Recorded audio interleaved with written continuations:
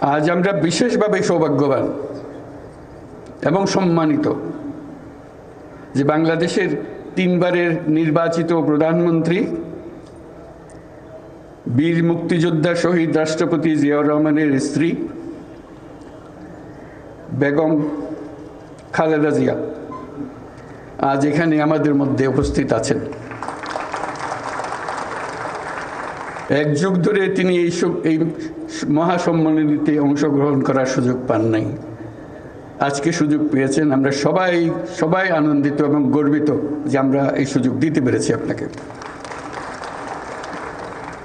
শারীরিক অসুস্থতা সত্ত্বেও এই বিশেষ দিবসে সবার সঙ্গে শরীক হওয়ার জন্য আপনাকে আবারও ধন্যবাদ। আমরা তার আশু রোগমুক্তি কামনা করছি এবং এই অনুষ্ঠানে বিশেষভাবে স্বাগত জানাচ্ছি।